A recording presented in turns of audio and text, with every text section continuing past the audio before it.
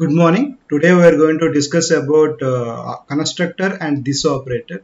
So basically what is meant by constructor? So what is a constructor is, it initializes the object immediately upon creation. So while you are creating an object, if you want to set the state of an object, it is possible through a constructor.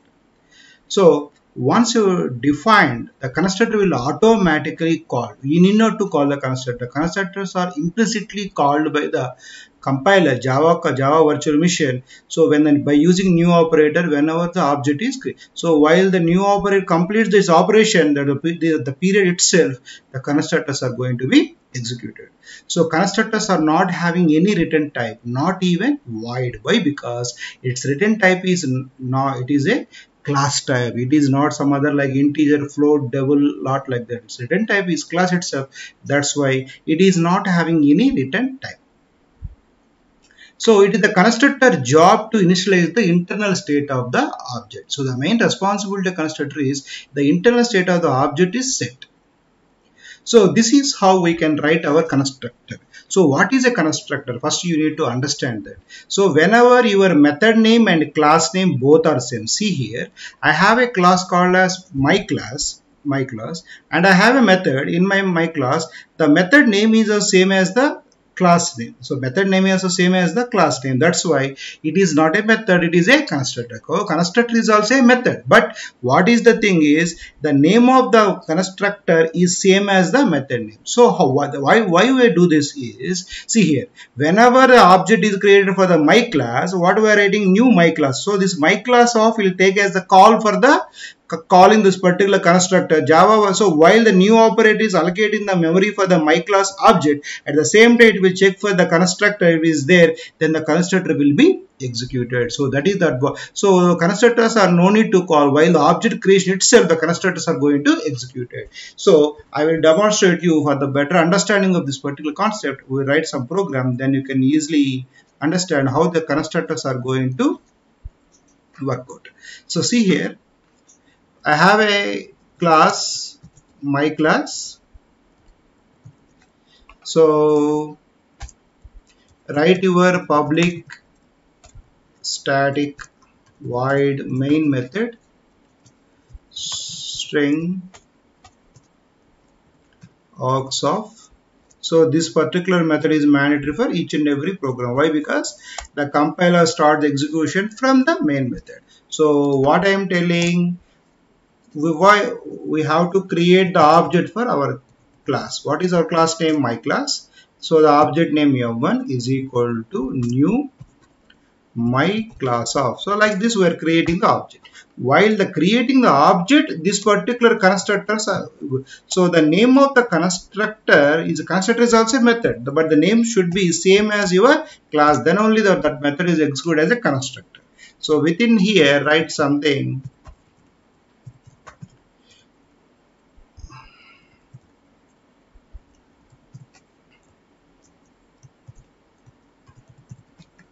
So these particular constructors we need not to call. They are automatically called by the Java virtual machine. Now let us compile this. Let us save this particular program.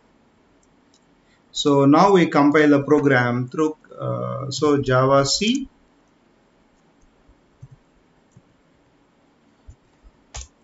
So now I am compiling the program. So program is successfully compiled. Once compiled, we can execute. So object is, so you see here, we have not called the method. Our method is automatically called. So for example, we write one method here, void set data, and here. Now put the same statement in this particular method. Check whether the object created is going to execute or not. So now we compile the program. So now we're executing. So we're getting only one object. So what is the difference between the constructor and a method is, constructors are automatically executed by the compiler, but the method should be given, method should be called. So now when the method is going to execute it, when I call this particular method with the help of the object, then only that particular method is going to. Now I compile this program. and execute, then you can understand what is the exact difference between. So now the object is the two object created coming, that is, so the method should be called by the compiler. Constructor is automatically called by the compiler, but method should be called by the programmer. That is the difference between constructor and a method. Thank you.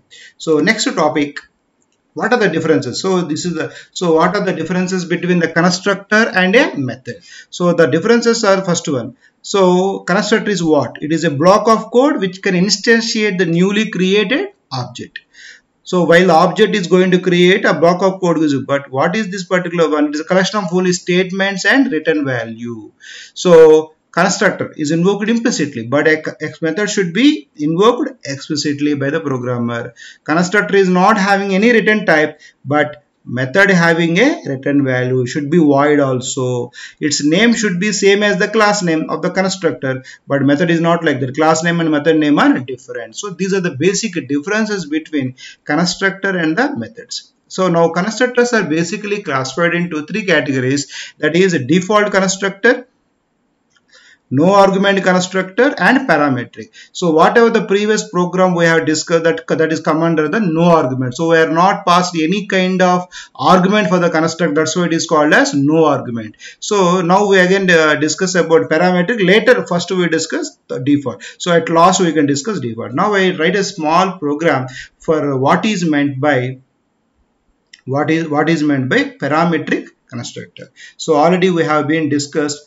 no argument. So see here, we are not passing any parameter, so that's why it is called as the no argument constructor. Whenever you are not passing any parameter to the constructor, it is called as the no argument constructor. Now we pass some values. So here I am passing some name Ramu, and I am passing some values. So automatically our constructor should expecting the, so for example constructor is expecting the parameter. So we are passing string, so string is taken as a, and I am passing some integer, so int b I am received. So now my class requires some instance variables here, so string name, and we are getting name int roll number. Now whatever the values we are retrieved by passing a parameter, we need to store to our variables. Name is equal to a, and roll number is equal to b. So now assigned, we can also print those values. Name is name, or we can exclude this. We get these outputs outside here also, that's better. Name is name plus number, roll number is roll number. So now, so we need to call that particular to get the data, set data off. So now our program, our constructor with the parameter. So what is the difference between no argument is, if you don't pass, it is no argument. Here I am not here passing a parameter, so it is parametric constructor. So passed parameters received inside this particular constructor with this string a comma int b, and they are assigned to my instance variables. So that is, so if you remember, while telling the constructor definition, I told the internal state of the object is assigned by the constructor. See here, my class is having the state decided by the name and roll number. Those values are initialized by my constructor. So that is the main purpose. So now with the help of the set data method, I am printing the data. Let us compile the program and execute. Let's see the output. So the program is successfully compiled. Now if I execute, it is printing the name is Ramu and roll number is 511. So this is the advantage of constructor with passing the parameters. So this is the whatever the category we have just discussed, parametric constructor. And so already we discussed about what is meant no. If you are not passing any parameter, it is called as no argument constructor. If you pass in the parameters, it is called as the parametric constructor. Now we are going to discuss what is meant by default constructor. So what is meant by default constructor? So for example, what is meant by default constructor is, so I will explain through one slide, then you can understand what is the default constructor. See here, in this particular class bike, there is no constructor, but if you compile, the compiler is automatically providing the constructor. That constructor we are going to call it as a default constructor. So when the programmer is not written any constructor, so when the programmer is not written any constructor, but the compiler is giving a constructor, then that constructor we are going to call it as a default constructor. So see this particular program here. I have a student class and I have a variable, instance variable A, and here I have a creating the object for my class student S is equal to new student, and I'm printing S dot A. So naturally A is not as any value where we should get some junk value or something, but we're getting the default value of A is 0. Why it is getting 0 is simply what happens is, so when you compile this particular program, automatically the compiler will place the constructor inside this particular student class. Why? Because each and every class extends a class called as the object. So what is the extends object? So that simple as the first, every class is having a parent class. Default parent is object class. So about this object class I will discuss later at time of inheritance. But so now the constructor is automatically placed here by the Java compiler, but each and every default constructor will contain a statement called as superof. What a superof will do is, it will call the parent class. It will call the parent class constructor. So here what is happening is, I am creating a object for the student class. For the student class, I am creating the S object. So automatically the constructor should be called. But you are not providing a constructor, but Java compiler is creating the constructor inside the class, and it is having a statement called as superof. It's called the object method. It's going to call the object method, object class constructor. So it will initialize the these are all variables. That's why the A value is, so who is assigned the internal state of the A? We are not assigned any value, but A value is 0. Why the A value is, who is assigned A value 0? This particular default constructor is assigned the value of 0. So this is the advantage of the default constructor. So again repeat, when the programmer is not, see here in this particular we are not in any constructor, but the compiler is providing the constructor. This constructor we are going to call it as a default constructor. So I think you understand. So basically the advantage of default constructor is to assign the default values for the variables. So I already discussed it. Every integer is having 0, every floating point is having 0.0, string is having a null, boolean is having false. So like that, all these variables, whatever the variables are there, every variable default value is decided by the default constructor. So that's all. See here, see this particular program. Again. So here my test class is not having any constructor. And now I am not created, but when I print total value and uname, what I am going to get is 0. Why? Because total is a integer variable. Every integer is assigned with a 0 value, and here uname is not having any value, but every string is contains the null value. So when you compile the program, what happens is automatically default constructor is going to call, and the default constructor at the memory stored for the total variable, it is at some address XX215, it assigns the value 0. Uname is some XX2525, the null value is assigned. So this is the purpose of the default constructor. So already we have discussed the parameter constructor. So see this program. So for example, what the default constructor stores the value. So here if you are not provided a constructor, it is assigns the value 0, float 0.0, character 1 space, if it is string null, and if it is boolean false. So if I provide a constructor, it replaces these default values with the given values. If you don't provide if I have a class A is having these variables A, B, int A, float B, char ch, string str, boolean BL. If you don't assign any values, they are going to assign with the default value. The default values for integer is 0, for float and double 0.0 character, 1 space, for string it is null, it is false. If you provide the values will be initialized. Before the values are initialized, the default values will be there for the each and every variable. So these are the default values which are assigned for each and every variable.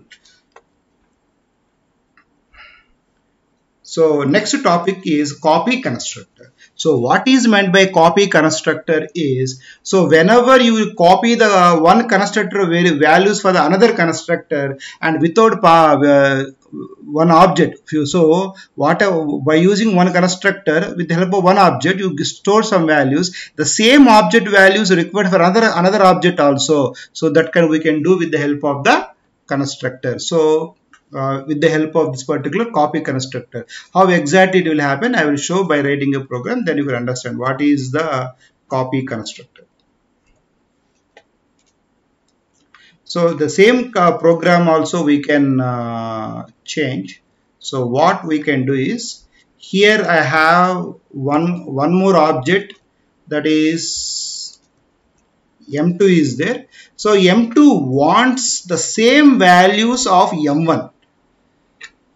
It wants the same values of M1. So how we can do that is, rather than again assigning the things, what we can simply do is passing the parameters. Same, take this particular constructor and remove these variables, and what we are passing M1 then should be received as so that particular object belongs to which particular class? My class. So here my class M. So that we have, so if you pass the string, if we are passing a ROM, it is a string. That's why we have taken as a string. Where we are passing file 1, it is an integer, so we have written int b. But here my class M1, what we are passing object of which class? My class. So it should be received as my class object only. So that's why I written my class M. Now simply assign name is equal to M dot A and roll number is equal to M dot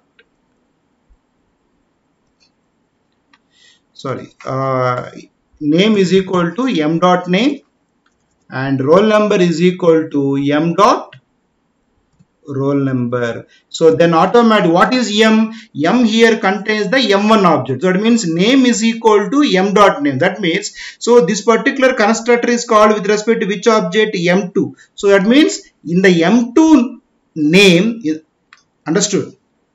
So I am creating an M2 object, while that this particular my class M1 is called. So that means in this particular name means what? M2 name, and roll number means what? M2 roll number. So indirectly M2 dot name is equal to M2 dot roll number is equal to, and what is M? M is contains the object M1. That means M2 dot name is equal to M1 dot name. M2 dot roll number is equal to M1 dot roll number. So I will write in comment, then you can better understand. So it should be like M1 dot name is equal to, M2 dot name is equal to M1 dot name. So it is implicitly M2 dot roll number is equal to M1 dot roll number. So that's why automatically they are assigned. Now what we can do is set data is simple. Now we call the set data method with respect to the two objects, M1 dot set data of and M2 dot set data of. So now compile this program and execute. So it is showing an error. So what the error is? I forgot the semicolon. So let us save it and recompile the program. So there are showing some errors. Oh, let us check the errors.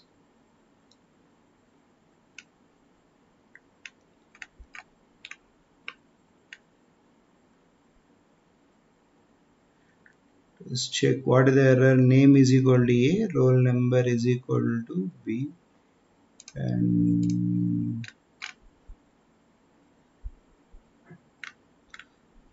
okay.